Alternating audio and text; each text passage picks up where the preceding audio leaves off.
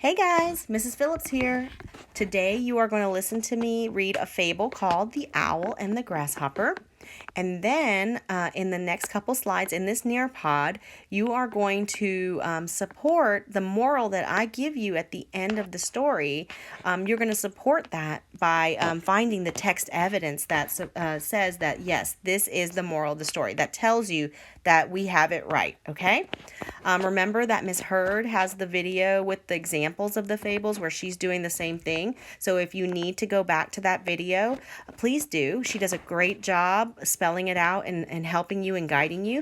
So take that opportunity if any of this may be confusing. Okay, so I want you to think about these things that I'm about to tell you about. I want you to think about the problem and the solution when you're listening to the story.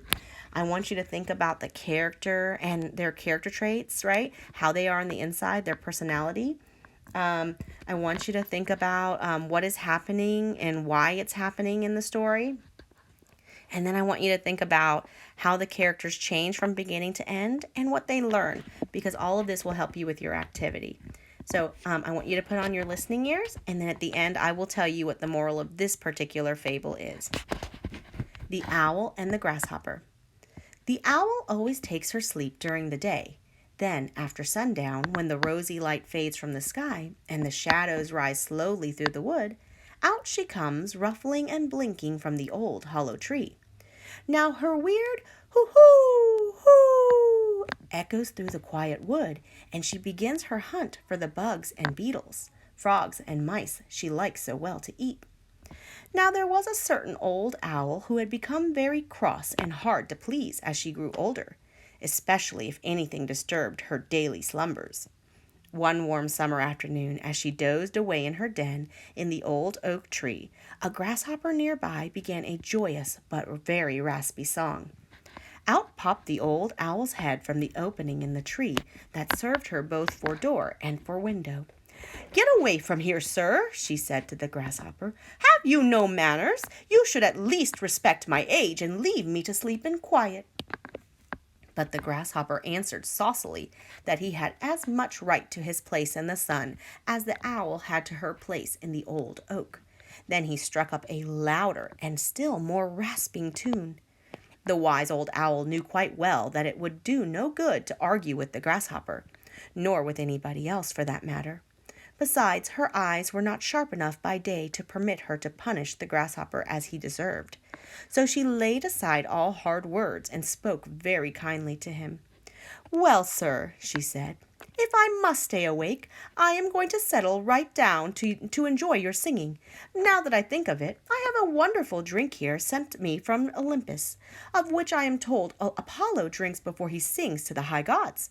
Please come up and taste this delicious drink with me. I know it will make you sing like Apollo himself." The foolish grasshopper was taken in by the owl's flattering words. Up he jumped to the owl's den. But as soon as he was near enough so the old owl could see him clearly, she pounced upon him and ate him up. Okay, boys and girls, so you see that the owl had told the grasshopper all these really nice things to trick the grasshopper, right? So the moral of this story, let me get my pen. The moral of this fable is don't let flattery, and flattery is when you are complimenting people and making them feel super good about themselves.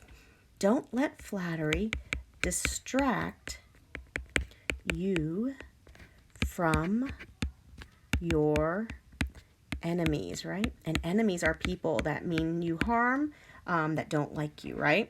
So don't let flattery distract you from your enemies. So in the next two slides, and I want you to do both slides because the first slide that's after this is the first page and the second slide is the second page.